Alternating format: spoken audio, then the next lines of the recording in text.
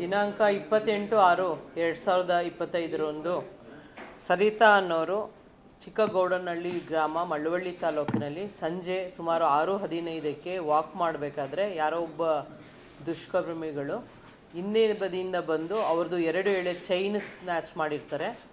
ಅದು ಸುಮಾರು 25 ಗ್ರಾಮ್ ಇರುತ್ತೆ ಅಂತ ಹೇಳಿ ಅವರು ಒಂದು ಫಿರ್ಯಾದನ್ನು ನೀಡಿರ್ತಾರೆ.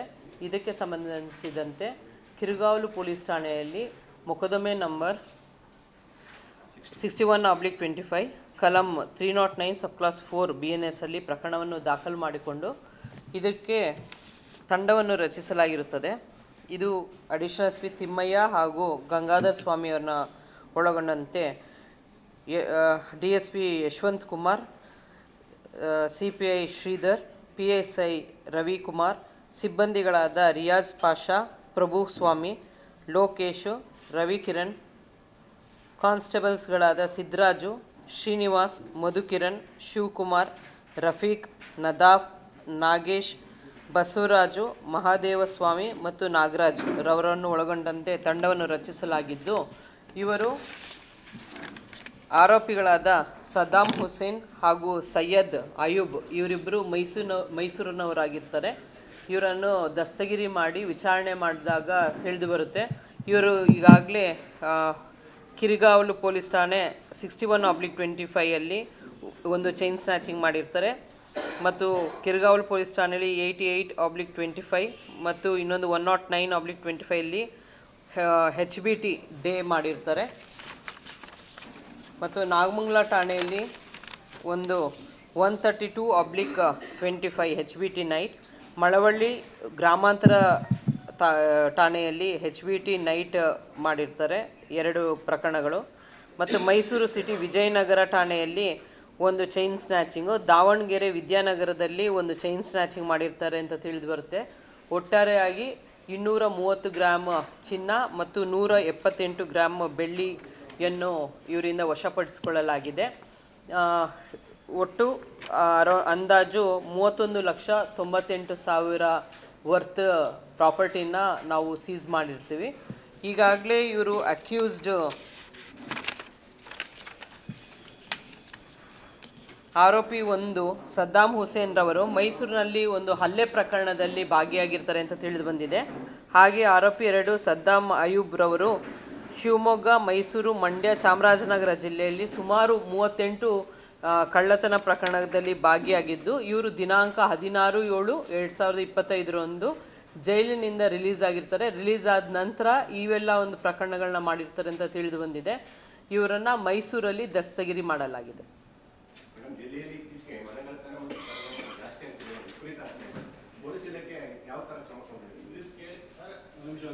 ಹೇಳಿ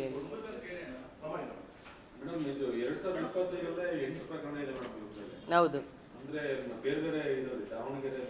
ಹೌದು ಹೌದು ಇಲ್ಲ, ಇಬ್ಬರು ಇದ್ದಾರೆ. ಇವರಿಬ್ಬರು ಏನಿದ್ದಾರೆ, ಇಬ್ಬರು ಮೈಸೂರಿನವರೇ ಆಗಿದ್ದರಿಂದ ಇವರಿಬ್ಬರು ಸೇರಿ ಮಾಡಿರ್ತಾರೆ.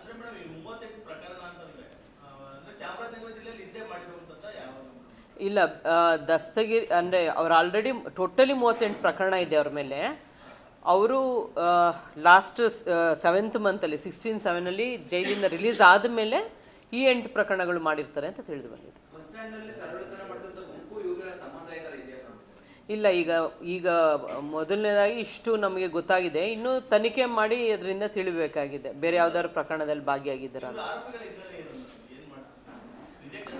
ಆ್ಯಕ್ಚುಲಿ ಅವರು ಕೂಲಿ ಕೆಲಸ ಅಂತ ಹೇಳ್ಕೊಂಡಿದ್ದಾರೆ, ಬಟ್ ಈ ಒಂದು ಇದರಲ್ಲಿ ಅಫೆನ್ಸಲ್ಲಿ ಇವರು ತೊಡಗಿರ್ತಾರೆ. 2 ಥರ ಇದೆ ಇವ್ರದ್ದು ಎಮ್ಮೋ. ಒಂದು ಸರಗಳತನ ಅಂದರೆ ಚೈನ್ ಸ್ನ್ಯಾಚಿಂಗ್ ಮಾಡುವಂಥದ್ದು ಒಂದು, ಇನ್ನೊಂದು ಯಾವ್ದಾದ್ರು ಲಾಕ್ ಡೌಸ್ ಇದ್ದರೆ HBT ಮಾಡುವಂಥದ್ದು ಆ ಥರನೂ ಇದೆ. ಡೇ HBTನೂ ಮಾಡಿದ್ದಾರೆ, ನೈಟ್ HBT ಸಹ ಮಾಡಿರ್ತಾರೆ. ಬೇರೆ ಯಾವುದು ಪ್ರಕರಣಗಳಿಲ್ಲ. ಒಂದು ಹಲ್ಲೆ ಪ್ರಕರಣ ಇದೆ, ಯಾರೋ ಆರೋಪಿ 1 ಇದ್ದಾರೆ, ಅವ್ರದ್ದು ವಿರುದ್ಧವಾಗಿ ಮೈಸೂರಿನಲ್ಲಿ ಒಂದು ಹಲ್ಲೆ ಪ್ರಕರಣ ಸಹ ದಾಖಲಾಗಿದೆ.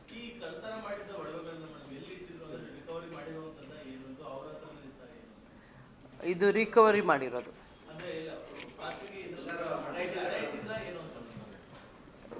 ಕೆಲವೆಲ್ಲ ಪ್ಲೆಡ್ಜ್ ಮಾಡಿದ್ರು.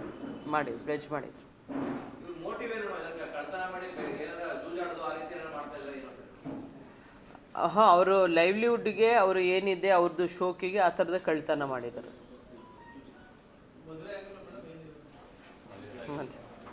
ಮದುವೆ ಆಗಿದೆ. ಸಾಮಾನ್ಯವಾಗಿ ಕಿರ್ಗಾವಲು ಮಳವಳ್ಳಿ KMDOT ಪ್ರಾಂತ್ಯದಲ್ಲೇ ಜಾಸ್ತಿ ಕಷ್ಟ ಆಗೋದು ಎಲ್ಲ ಬೇರೆಲ್ಲೂ ಆಗ್ತಾ ಇಲ್ಲ. ಆಗೋದು ಬೇಡ. ಪತ್ತೆನಾ? ಓಕೆ, ಪತ್ತೆ ಆಗ್ತಾ ಇರೋದು. ಓಕೆ ಓಕೆ, ಆಯಿತು, ನೋಡ್ತೀನಿ ಅದು ಏನಾಗಿದೆ, ಆ ಸ್ಟ್ಯಾಟಿಸ್ಟಿಕ್ಸ್ ಎಲ್ಲೆಲ್ಲಾಗಿದೆ, ಯಾವ್ಯಾವ ಥರ ಕಳ್ಳತನ ಆಗಿದೆ, ಅದೊಂದು ಸ್ವಲ್ಪ ಅನಲೈಸ್ ಮಾಡಬೇಕಾಗುತ್ತೆ, ಮಾಡ್ತೀವಿ.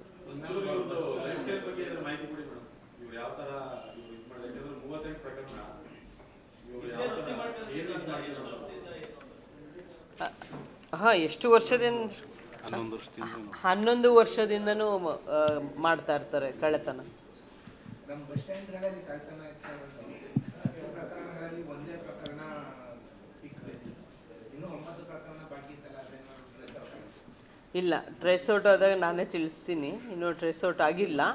ಮೋರೋವರ್ ಏನೇನು ಪ್ರಕರಣ ಆಗಿದೆ ಅದು ಅನಲೈಸ್ ಮಾಡಬೇಕು, ಎಲ್ಲೆಲ್ಲಿ ಆಗಿದೆ ಮತ್ತು ಯಾವ ಸಮಯದಲ್ಲಿ ಇದೆ, ಅದು ಸ್ವಲ್ಪ ಅನಲೈಸ್ ಮಾಡಿ ಹಂತ ಹಂತವಾಗಿ ನಾವು ಮಾಡ್ತೀವಿ ಖಂಡಿತ.